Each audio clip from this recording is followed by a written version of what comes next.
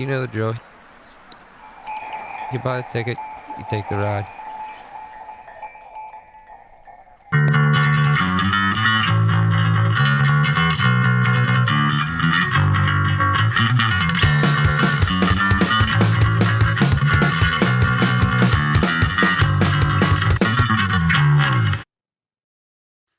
Hey, what's up, party people? It is, I don't know what episode it is right now, but I think it's like 6, 7, 8, 9, whatever. We're getting here, we're making it, and whatever. I had to do, normally I record like during the week on the evenings, but this one was a special one to me, so I actually got out of bed before noon, and that is something special. So, no further delay, because I don't want to waste this guy's time. From Malt Soda Records, I got Scoöter Buell. Nicc, can you bring him in? Hey, man. What's up, my people? What is up? Dude, those shades are killer. A gangster shade, I be pimping it easy. Dude, I mean, yeah, you make it look good. Thank you. I try. Yeah. Well, so, what's new, man? What's new? Let me see. Well, we're putting this band back together. That Sammy Town, Dave Dalton, Turtle from Kill the Bill, Larry from Fang. Who am I missing? Barry from RKL, MDC, with MDC now. I want to play the drums, and we put out this record, a 7-inch, pink with black swirls, back in like 2004, I think. Saddam's Angels, and we just did some covers and made them raunchy as we could. So now 17 years later or whatever it is, it's like, hey guys, let's do a studio album. So that's what we're gonna do. We're gonna do the usual fuck you songs from the punk rock 70s and 80s, and then Sammy will give his little fucking Demented Mind twist on them and see what comes out. Dude, that's fucking badass. I didn't even know you played drums.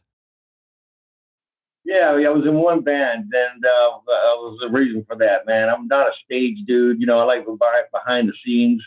And just being up there on stage, I understand how these people are like, I felt claustrophobic, or, I understand, man. I fucking hated it, man.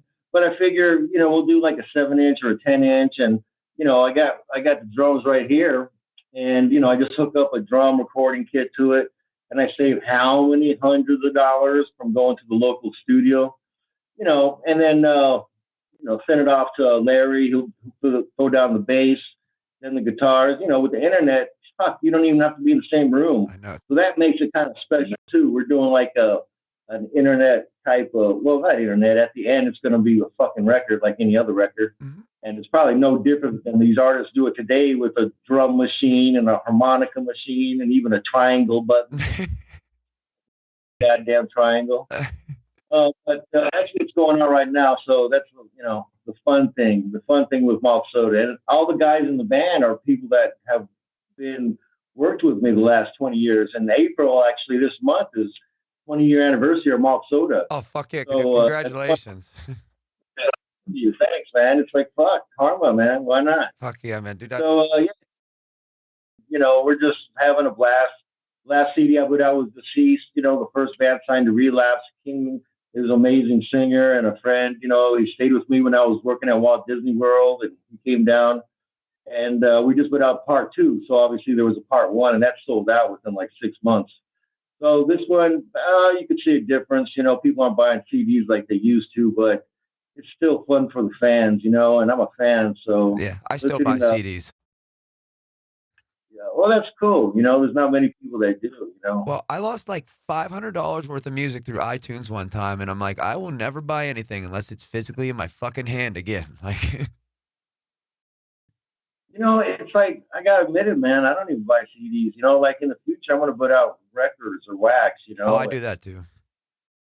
World, I don't know. It's kind of shady. And plus, I don't want to sell my shit. My whole catalog belongs to me and the bands that did it. It's ours. So I don't want some fucking corporation, getting their greedy grubs on any of it. That's kind of where we're at too. We've decided like kind of to just keep it our own that way. And it's, we're just, like I said, a couple guys from middle Pennsylvania. I said, if it does take off, like, what the hell? Nobody can at least take it from us then, Yeah, but the cool thing is, like, you're making history. You're doing something. Like Well, thank you. after your first podcast, you put out there, it's like you release the virus. You can't come back. You can't unring the bell. I have been called a disease a few times in my life. I don't even want to go there. um, so if anybody doesn't know, like, what Malt Soda is, everybody knows my obsession with RKL. They had them, China White, Fang, just fucking 10,000 crossed, like thousands, great bands, great fucking bands. And my question is, do you guys still do the bash every year, or no? Did that end? No, man, it went down fast. The first one was awesome. We sold out the town in SF. Amazing. The second one in 2005, it sold pretty good. I think it was 50 shy of selling out. Then we tried like a Midwest tour with Fang, and this is the old Fang, if you know what I mean. No, just kidding. So it was really rough. And Deceased was there, Glass Heroes, Bring Your Own Weapon. It was a fucking tight squad from Malt Soda. And we figured, let's hit the Midwest and give those people fans of, like, California music or Western, whatever. They weren't New York bands, like Cro-Mags or Bad Brains. Right. DC rather. But so we went up there, and people showed up, but fucking Fang, showed up, and then we only had 15 minutes to play, and they were headlining, and that was in Chicago the first night, and I was just like, oh fuck, this sucks. Yeah. I'm not talking bad about old Sammy Town. I mean, he's a marvelous person now. He's been clean for like 18 years. I recently quit drinking a couple years ago, and he fucking was there for me. And I'm 3 years now too, buddy. He's a different type of dude, than he was. But fuck it, he still kind of ruined that tour, that motherfucker. Yeah, no, and like honestly, Detroit was a better night. It was really packed, man. Deceased killed it. Everybody did. Glass Heroes. It was a good night in Detroit, man. We actually got paid. I don't think we got paid in Chicago, but we did get paid in Detroit. So that was 2006 Malt Soda Bash, and then we did one in 2007. And Sammy told me no, he didn't want to play, so I got Northside Kings to open up, or headline rather. And then there was like 50 people there. The first couple of bands were like, "Yeah, we want to thank the other bands for like sticking around and watching us play." It was like a ghost town. That was 2007, and that was the last Malt Soda Bash. Maybe we'll do one in the future, but it was kind of special back then because RKL was around and China White. Both those bands are good person has left us just plain. So those kind of days, it was like better at the beginning than it is now. Yeah, it was just some magic. Right now, it's just kind of like, I know. Now it's totally just fun, and I'm never gonna be a fat wreck. I mean, and I'm not talking about Fat Mike. Good for him, man. Get what you can. Right. But yeah, I'm just living it to enjoy every day because you never know when the last is gonna show up. Exactly. That's I feel the same way. I said I'll never be Joe Rogan or anything like that, nor do I want to be. You know what I mean? It is what it is. I'm having fun. You never know. And what do they say? Hard work equals extra luck or something. Yeah, something like that. Regardless, I'm better looking than Joe Rogan in my opinion anyway, so I got that much going for me. He's got some fucked up teeth too, I know, man. I know. That's the only good thing I got. Yeah. The 2004 bash and then in 2005, I actually got both posters, and I was so because I found them off a guy selling it. The 2004 one's like an actual, like it's numbered. You know what I mean? That fucker, I got the other one wasn't in a fucking like a reprint. I was like, you prick. Oh, it was a reprint. Oh, they got you then, man. Yeah. I never made them at shows. I made hundreds of each, and actually people like I think Dave Dalton would go and put them up around San Francisco. And one time he said that Casey Royer was like, "Oh, check this out, also it's like the new Mystic Records or something," which was bullshit. Yeah. I'm just saying, Mystic was fucking like the gods, the legends went back in '85. Right, and then they didn't pay anybody. Business deals or whatever, man. Fucking, they made history. They had some good music. Oh my god, yeah. I just got the best of RKL, like 6 different copies that like Keep Laughing and the best of like blue vinyl, green vinyl, like I'm that kind of nerd. Yeah, but yeah, no, I love record collecting, man. There's nothing like it. Hearing all that scratchy shit from like so many years ago, man, just gives me Oh, goosebumps. me too. And like, I said about I was I don't last week I got to talk to a guy from Spain, and he's just a huge RKL fan and was covering a bunch of Joe and Bomber stuff, and like I uh I said to him about just like how he became into it, and then he's like, that band I've never heard like you'll hear a guitar solo or big drums and it'll bring back in or a stop and it bring back in. I've never heard like a lot of like how Joe does. It'll just go to the bass where he's real fast and then the whole band comes back in. And being a bass player, I think that's what like I'm just fucking obsessed. Yeah, no, Joe Raptio is just amazing. I look at him playing things like, God damn, he must have been like a bass player in his past lives also. There's no other way.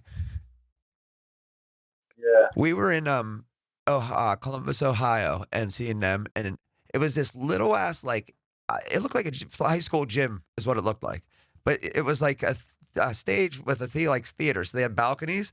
Like during the last song, Lil Joe just disappears. Dude, you look up and he's in the fucking balcony up on the top right, like, and then his thing's playing. He's standing on top of the balcony playing. It was pretty awesome. Yeah, I'm sure.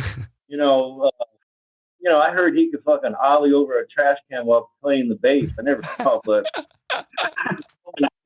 man. So it's like, God damn, you fucking master skater, master bass player. Dude, that was the best Yeah, fucking man. analogy ever, or whatever it is. And I could see him doing it.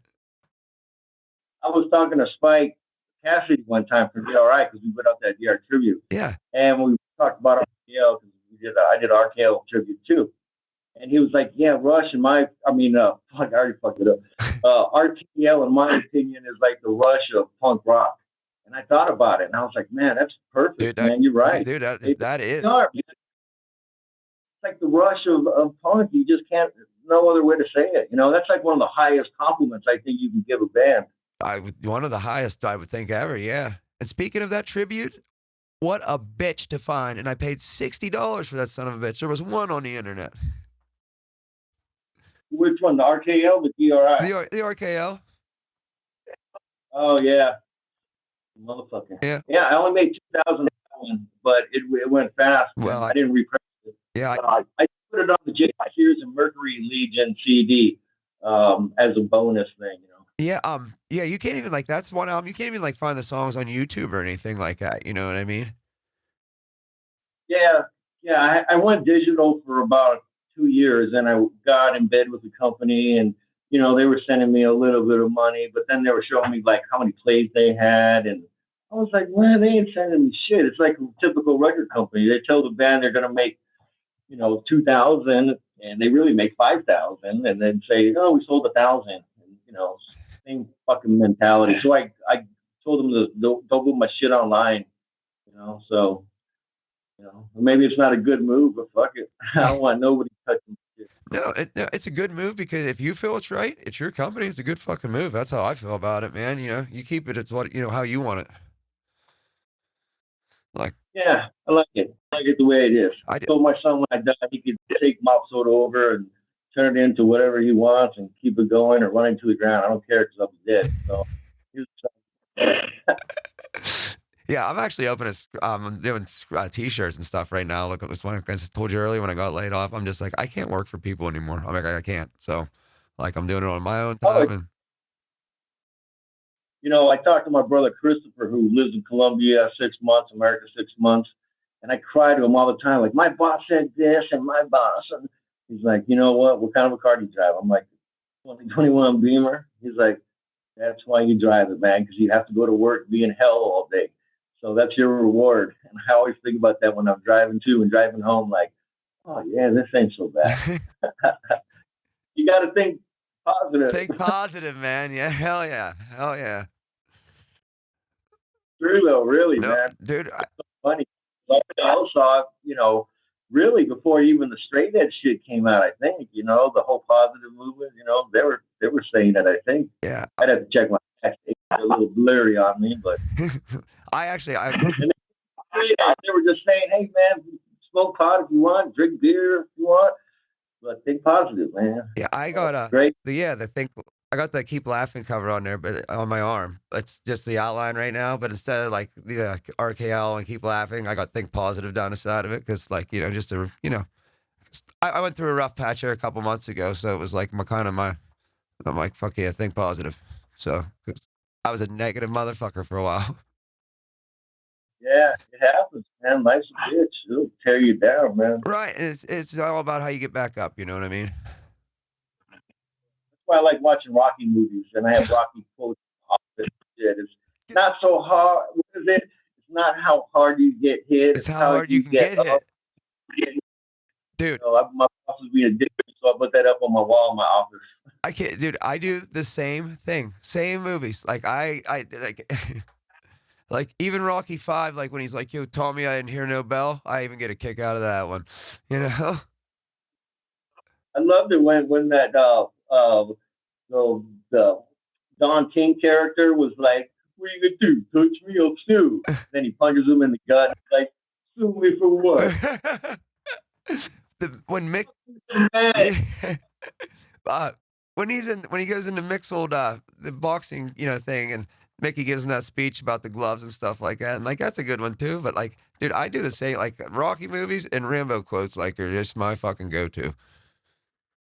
yeah. Except for that last Rambo, I was like, "Whatever." Yeah, I Rambo's 1 through 3 for me. So let me think for a minute.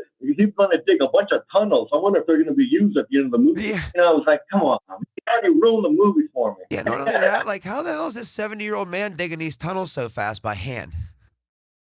Yeah, there's a lot of questions there, Yeah, and like I didn't see one piece of machinery or a PPE. If OSHA would have showed up, he'd have been in one fuck of a you know? yeah, man. But how did he do it, man? Yeah, How would he? yeah. Rambo didn't have any friends; they all died. So, like, he's not digging those holes, Yeah. But I swear, you're right. Rambo and well, Sylvester Stallone in general, he's just a cool dude. dude. He's one of my favorite actors. I just think if I could hang out with somebody, it would be him. He just seems so laid I back, feel the man. same way, man. He has been my favorite forever since I was a kid. Like, Yeah. yeah, And Instagram or whatever, like a fanboy. same. Just nice muscle. Yeah, and I'm actually a big fanboy of his daughters too. Yeah, he's putting up pictures of them, man. They're pretty hot. Am I allowed to say hot? Are they over 14? No. Yeah, they are. I checked into that before I said anything, to be honest with you. Yeah. So yeah, what a great inspiration for life, though. He's just like a man's man, and just came from humble beginnings. Had to sell his dog to make Rocky one. Oh, I Yeah, didn't know just that. I love the will. Did you say he had to sell his dog? Yeah, and the first for the first Rocky. I Yeah, didn't and then know. he got his money back. He had to buy the dog back, and he got up to like $15,000 or something. The guy was like, "I like this dog. No, I don't want to sell it." He kept trying to get his dog back, but he had to make that money. That's insane. That's wow. I Not just a Sony or United or whatever the fuck was going on back there. But if you look up his bio, you'll read about it. I'm not an author or anything. I right, just right. fucking telling me for goddamn information. Yeah, I did hear the turtles from Rocky One are still alive, and he does still have those. Oh, seriously? Yeah, because Wow, those fucking things can live like 120 years, man. wow, that's cool to hear, man. Look at that, something cool. Yeah, look, we both learned stuff about Rocky we didn't know today. True. So, So, like, when you guys put all this out, are you gonna tour if touring happens or anything ever again, like with the new band? you know, uh, we said we'll put on a show, open up in probably San Francisco for the new album. And I told the guys if they want to go on tour, do whatever they want. We can bring in some ringers for drummer and stuff because obviously I'm in Europe now and they're all in the western part of America. Barry, I think, is the only one. He lives north, but yeah, it'd be fun to like do some shows, open up for somebody for a week. We all know people in the biz, so it's not like we'd have to go play in front of 20 people. We'd get on a fucking real tour, Right. even if we don't have money. Just to play, just open up for a week. With more than 100 people. But yeah, it's just all in the works. Whatever happens, happens. Like I just want to put out the record first, and we want to do something maybe crazy like Cannibal Corpse cover. You know how they're all women, leaves, ribs, whatever, like doing like that, but like a bunch of like terrorists, or you know, with the ski masks on. Oh fuck yeah! And make it look all metal, So somebody like, check out this new metal band from Berkeley or whatever. Hell, Baghdad. So, and other plans, Deceased, they were supposed to go on a major tour. I can't say who because they asked me not to, but it would have been a major tour. Maybe it'll still go on. And, this whole Corona thing ruined a lot of things, man. Tours is what the bands make money on, shows. Yeah, it was Bad Religion's 40th year anniversary tour was supposed to happen last year. I had tickets to it, man. That was a punch in the face. Yeah. So it's a trip, who knows what the future holds? Maybe this whole internet thing with people staying in and making records at home will be more of a thing. It's just going to put more business out, like studios. They're not. You do it at your house, really. I mean, you can do a podcast wherever. I just think that the whole brick and mortar thing, you ain't going to see it around much longer. No. I mean, what's out? Whatever I want, I get from Amazon literally in 2 days. Yeah. These symbols. Yeah, no, you're right. Like, and it's exactly what I wanted. Instead of trying to drive to Munich and pick up something more expensive and not what I wanted. I don't know. The future, man. Yeah, I'm not a big fan of leaving the house if I don't have to either. You know what I mean? Point, man. You don't have to worry about anybody messing with you. Yeah. I wanted to ask you, like you said, you moved, obviously over there. Was it a lot different moving your stuff with this shit going on? Like harder? No, it wasn't. Not bad. The only thing I could say is that my shit is delayed another month. When I finally get it, it's gonna be like 6 months. So I don't know if Corona had something to do with that, or if it's just life. Oh, I know it slowed customs down. Yeah. And there was that whole Suez Canal thing. I don't know if they go through there. Oh yeah. By the way, let's go translate. You're better. Yeah, you're better with directions than me because I was like, I'm not, man. I'm an idiot. I was just trying to sound smart. You had me fooled completely. Did I? Okay, you did. It worked. Yeah, I'm like, this fucking guy's like Google Maps. Look at him like Suez Canal. I'm like, I don't even know what fucking continent he's on. It was so bad. Like I said, I'm laid off and stuff, so I don't really pay attention to the days and stuff. And Tuesday night, I looked at my brother and I was like, it was a damn good weekend. He's like, that's cool because it's fucking Tuesday. And I was like, oh, my bad. Not bad. Yeah, That's why I carry a planner and a date book because I'd fucking forget everything. Yeah, having a cell phone, man, it's everything you need. I swear. My calendar, money I have. I mean, on the bank. Yeah. Yeah. I mean, I know. all you need is what's that? Radio. Yeah. I know. The teachers all growing up, they're like, you won't have a calculator on you all the time. And I'm like, fuck you won't, huh? Look at me now. Right. Oh, man. So, is that like the only thing you guys have like working on for Malt Soda coming out now? Or any other bands putting? No. We got the affirmities. We're going to put out like either a double gatefold 12-inch or 10-inch of new studio music. Jason's finishing up the vocals right now. Again, that's the Infirmities on Malt Soda. And we'll tag it. Anger, they're working on shit also. I put out their second album like a year and a half ago. And it was great, man. It was amazing. If you don't have it, remind me after the show and I'll send you a copy of Justified Anger. It's amazing. Yeah, I don't have it. Yeah. Yeah. You can stick that RKL skateboard deck in there too that I'm missing. The one signed by Bomber or Jason? But either or. I won't be pushy. Yeah, I won't even be picky. Either or. No, I'm sorry, buddy. Yeah, those are my problems. I hope it makes it here okay. Yeah, I saw. And what else do I got coming? What else? You got, No, I think that's about it. One of my old friends from Phoenix I grew up with, Sean, he's got a band, White Flag Down. I told him we could do something with that. It's nothing better than, dealing with people that you knew back in the 80s. It's like kind of cool. Like, might not be exactly my type of music, but, it's all good, day when we split fees here and there, we make it worthwhile for both of us. Yeah, and like I just, everybody collaborating and doing shit. Like, I don't know.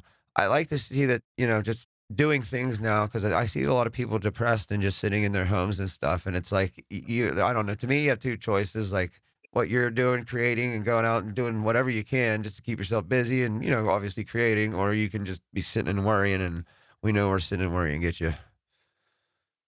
Yeah, and you know what? The internet is made for creativity. I swear. Look at what you're doing. You got the cool backdrop thing going on with the green screen. It's like it's really do it yourself these days. That old punk ethic, man. You could do whatever you want. I want to make a record with some of the heroes I grew up with. Sammy Town, Buried Alive, and what? I'm in a band with these motherfuckers. You got to be kidding me. Right. I don't care if you do one. It just. And the great thing is, they're actually friends that I've known. I went and saw Sammy Town like I don't know 6 months ago, last summer. Yeah, he just moved to Tucson, and I'm from Phoenix, so it was kind of cool to go down there and hang out. So these are all guys that I've known. So Yeah. it makes it that much more special. Put out the Saddam's Angels. You're from Phoenix, you said? Yeah, My best friend's, I think he's from Bullhead. Is it Bullhead, Arizona? I think is that a place? Bullhead City. Yeah, it's something like that. Yeah, he's from there too. Oddly enough. Oh yeah, that's like not Phoenix. It's like I think it's like just one of those towns where I don't know 400 people live. Yeah, I might be wrong. and Frank Voodoo used to have a shop there too. He told me from the Voodoo Glow Skulls. Yeah, Yeah, he had a yeah. bong shop. Oh yeah. I mean, this was like 25 years ago too, so I don't know. Yeah, no, Phoenix, it was a great place to grow up, man. We had some badass shows there. AAA, I think, was one of them. The VHW always had shows. One time I saw JFA, Bad Religion, just because he mentioned them in Doggy Style in one night. That was badass. But Phoenix got all the great shows. Basically, well, UK bands were coming to California, LA area. Yeah, Uh, they'd go to Phoenix or Arizona for the night and play a show there. So we got to see all of like the LA bands or touring bands from Europe, and even California or New York, like the Exploited, GBH. I mean, you name it, man. They came to Phoenix, man. Suicidal with two bus loads of their suicidal. That wasn't a fun night, but no, good memories, man. Good memories. And that was Prisms. Yeah, Prisms. It was great. Scott Hinkle, I believe his name was, ran the place. yeah. um, I just froze up there. I'm sorry. No, it's all I right. went I was straight. just going off. Man. It set me off, man. Yeah, no, I was listening to your story and I was going to ask you something and I lost it. That was me all day. Yeah. um, Every night. do you have like a favorite RKL story that you would want to share, or any? Oh shit. I don't know. Like I said, I'm really good friends with Barry, so I've gone out to San Francisco when he was living there a bunch of times and hung out with him and saw him. I think he's the greatest dude. My favorite RKL dude. A good story. Shit, I don't know. It's kind of a sad story, but well, you said favorite story, so it's got to be a good one.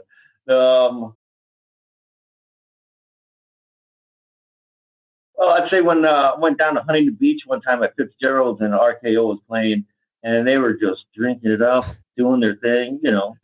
Like to me, they're rock stars, man. Just because they're playing at a bar. I still look up to like Little Joe or Chris. Like and then fucking Chris Flip is like 7 foot tall, so you got to look up to him anyway. But Jason and Chris Flippin went off after the show, and nobody knew where they went. And then the rest of the guys didn't have a place to stay, and I had like a motel room, and I was like, "You can stay with me if you want. There's 2 beds." So we all slept in 2 beds. Uh, It felt a little weird because the dude sleeping next to me, I don't want to say who it was, but didn't like lay down, like, man and woman or man and man or whatever you want to say. His like feet were at my head and his head was at my feet. And I was like, what is this like a new way you go on tour or something? Do you not trust a spoon? But we fell asleep that night drinking Jack Daniels and watching the Flintstones on TV. And like, all right, for the Flintstones for like an episode, maybe two, but goddamn, man, they wouldn't turn off the Flintstones, man. I was like, these motherfuckers really did take a lot of acid. You're drunk and hanging out with RKL. You don't want to watch Flintstones, but And then we got up in the morning, and we were staying at a Motel 7 or whatever those places are where they serve breakfast. And I was like, oh, hot damn, man, they got breakfast, man. And one of the dudes ran out and started scooping up the scrambled eggs. Like, all right, man, all right. And then one of us looked at the board, and it was like $7 or $10 for breakfast. He's like, oh, fuck. He had to like dump it back. And, everyone's like, what kind of gross motherfuckers these? But, it's fucking RKL, and they can't even afford a motel breakfast, man, after watching shows all night. So that's my favorite story. I wish Jason was involved, but we had fun with him too, but that was a funny night. I was just like, what a weird night, man. Yeah, for sure. And like you said about like, sad, and obviously the whole thing's sad, but like even just the difference, like, in the recording of like the 2004 bash and the 2005 bash, like just hearing Jason, like, you can tell definitely the problems were getting a little worse for him. Bad because, the 2006 show was his last show, and he passed away soon after that. Yeah. And that's why I kind of put it out. Jason, we talked, and he was like, we had plans to put it out. It took a few years. Didn't know he was going to die, but it was really a sad show because you can listen to the 2005, and that's how it was. Awesome. You can see the video. They raged. Oh, dude, he's the intensity of that video. Oh, amazing. The 2004, I hired video camera again from San Francisco. The motherfuckers didn't show up. So I didn't get any video. I was really pissed, and I didn't have a back plan because it worked before. Everything that could go wrong was going wrong that night. Jason came in. He always wore a Malt Soda shirt when he played, especially if I was there. And, he was wearing like a torn green sweater, like a hobo wouldn't even want. He had like a cane. He was all gimpy. And bang again. Sammy said they didn't want to play. So, okay, whatever. But then he showed up and he was like, hey, man, we got your back. Bang came just in case RKL can't do it. I mean, that's how bad Jason was, man. Thank God there's no good, man, because it was fucking terrible. And I was like, well, cool, And I even had to go tell the owner, like, hey, man, Fang showed up in case RKL doesn't play. They were late, of course, because they're always late. And I went up to Jason, and I was like, dude, man, you sure you can play, man? You're looking kind of rough. Chris is a little worried. Chris Brest. Yeah. He came to me and was like, I don't know if this is going to happen. Jason, man, the trooper that he was like, no, man, we're doing this. We're doing it, Which is fine because Fang, most of the dudes were in Saddam's Angel that night that played, and we recorded that show and put it out. That was the first 7-inch. So it all worked out. It was just sad because from 2004, Jason looked like a model, man. I went up to him and I was like, dude, you look like a model. You look good, man. Really good, yeah. Smoked some of his smokables because he always had some on.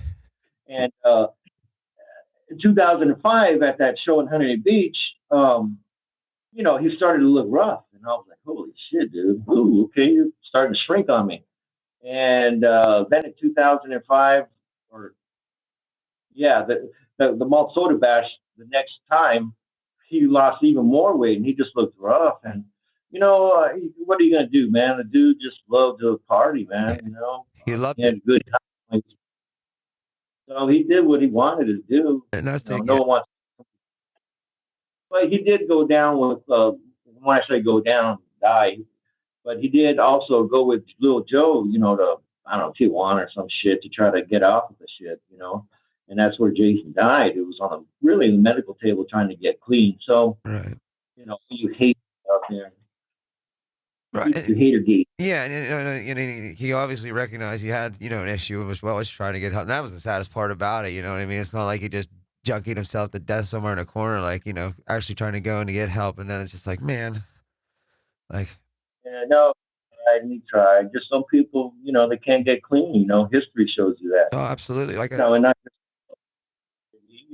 medical, professionals from the 1800s. I mean, heroin was in there. I mean, so, it's just in the human DNA. People like to party and get off, and he just had a little extra of that DNA in the system. yeah, and like you said, like he was him, and he fully lived being him. Like you know what I mean. So it's like he was never anything different. So and he, And always nice, man. Always just, cool as can be. It's like, God damn it, man. No wonder you got so many chicks. I know, dude. And like watching that DVD, like Hey, watching that DVD though, it always surprises me because it's like he's like all fucked up, but like as soon as like he needs to be in the lyrics or something, it's like something snaps and he's just fucking spot on with the lyrics, everything, whatever. And then he's like, "Oh, I'm all fucked up, dude." It's like, how do you go from this to this in 2 seconds? But it's like he could flip it on and off, for a time anyway. you watch that pothead video on the DVD. Is that where it was? No. On the Come On In the Water's Fine one, yeah. During Pothead, he lights it up and just, I mean, the balls on this guy, man. It was awesome. At that show in Huntington Beach, he lighted up a cigarette in the bar. Fitzgerald's and the bar owner came over. I guess it was Mr. Fitzgerald. He's like, "Hey, you got to put that out." And Jason's like, "Oh, really? Even after hours? I didn't know that." Like, all right, I'm going to go put it out. By the time he fucking got done talking, man, he smoked it. He was good. Sly son of a gun. I was just watching him and wow. Yeah, dude. He like I just the DVD too, where he's talking about the guy I came up with the cheat acid, and he's like, "Oh, you're an RKL, can you do a bunch?" And he's like, "Well, rip it in half, man. Let's eat half a sheet." And he says, "I was good in 8 hours." He's like, "But the other guy, I don't think he was ever the same." I did some fact checking, and it's true that did happen. Because so I've dug around, and I can confirm that this myth is not busted. He did, in fact, eat 50 hits of acid in one shot. Yeah, in one. And honestly, like I've done my fair share of partying back in the day and stuff, but like him being drunk would be the only thing I could think of him like saving him a little bit from like all that. Just like the alcohol, maybe killing some of that off because that's a lot of LSD, man. Well, I'm sure most of it just went right to his belly and goddamn stomach tore it apart. He had the shits. But the other guy, they say, went Looney Tunes, and I did some facts, and that was true also. He is. And was walking down the highway thinking he was Jesus or whatever. No shit. Yeah, man. Wow. Out. So, what was that dude from Pink Floyd? Sid Barrett? Yeah, Sid Barrett style. Just flipped out. Yeah, he only sung on that one album, right? Pink Floyd's first one. I think so. Yeah. Yeah, that's good stuff, dude. No, that's cool to hear. Those were... But yeah, wow. Like, that's cool you could confirm that. Cause you always wonder, like, is this just a setup to make these guys look cool or not? But like, I don't even think those guys needed to make themselves look cool just because they were fucking that cool, Like, yeah. Like I said. I talked to other bands and they were like, "Man, we partied our whole career," and a lot of guys, and this was from a couple different bands, and I wasn't there, They were like, "Man, RKL just drank and partied the hardest." I mean, they had a reputation. I mean, there was other bands, doing it too, but they really partied hard. They make me proud. my idol. Oh, dude, same here. Yeah, I was telling my buddy last week, I listen, I love a lot of other bands and stuff, but there's nothing that like, you know what I mean? They are their own thing. Like nothing sounds like them whatsoever. Oh, yeah. Yeah. The Rush or punk. Yeah, dude, that's it too. And that's like that. I don't know. I'm gonna use that for the rest of my life probably. So, because that's the best description of them I've ever heard. I always say that Spike Cassidy said that because he did. And if I ever said I said that first and he heard, he'd be like, "That lying mother." Well, it's on video and proof now. Yeah, Spike Cassidy said that. It's true. No, big time. no, dude, that like I said, when you said that, I was like, that's fucking it. Because I've tried to explain it to people because they're like, "What's the difference between this?" And I'm like, "It's just I don't know." Because when I first heard it, I was listening to it, I'm like, "How the fuck did they even know where starts, stops, changes were?" Because everything was just so fucking like wow, you know. As a musician, I was just like, "Holy fuck." Yeah, you just and who thought of those time changes? You know, I mean, they were like 14 when they did that. How did they do it? You It's know, I don't know. Some people are just made to make music, and yeah, some people aren't. yeah, You know, well, make music, but not do what they do. I mean, that's a tough life. Could you imagine trying to just like depend on sales from records and T-shirts, and then Corona kicks you in the dick for 2 years? Man, no. that's a bad Dude, the only place to be. I've only bought band T-shirts and clothing over the last 2 years. Like, I just, you know what I mean? I won't buy this other stuff. Stupid Rat I support too because I'm good friends with Simeon. But I just the band thing, yeah. Like, I will only buy band merch right now just because, like, I get it, and it sucks. Oh, I just hope it gets over with sooner than later. Yeah, for sure, man. I am ready to go back to a show, but I know I'm gonna have to get stuck here soon a couple times with the thing. I think it's gonna be available. I think next month or something for us finally. Oh, Yeah, so hopefully I can get that sooner or later. I got tickets to, like punk rock bowling and shit in September, and then there's a festival happening in Pennsylvania called Camp Punksylvania, and I got tickets to that too. So I'm hoping by then that would be great, but we will see.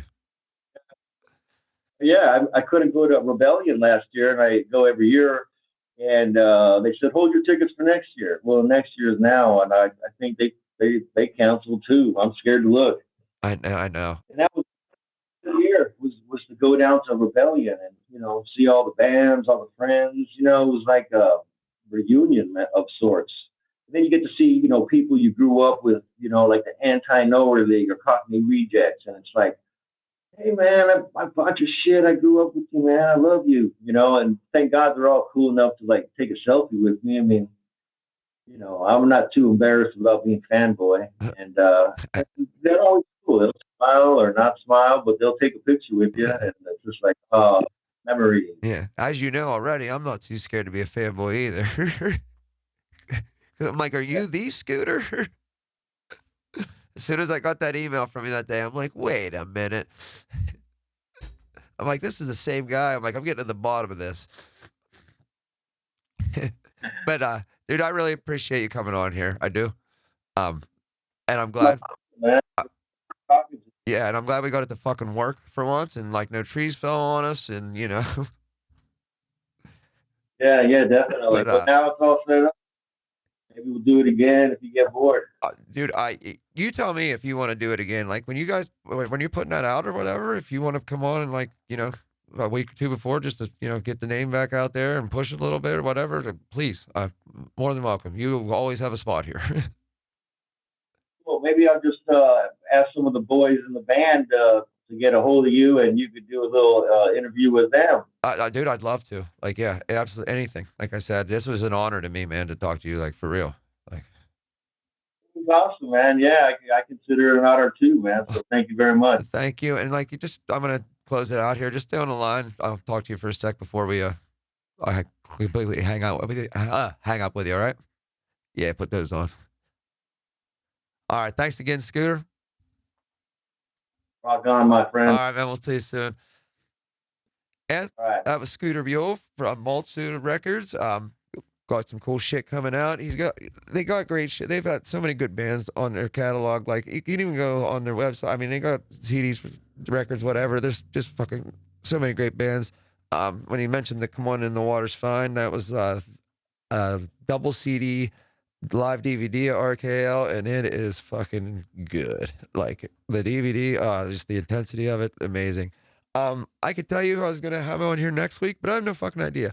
So, we'll just wing it like I always do. So until next time, you buy a ticket, take the ride. See ya.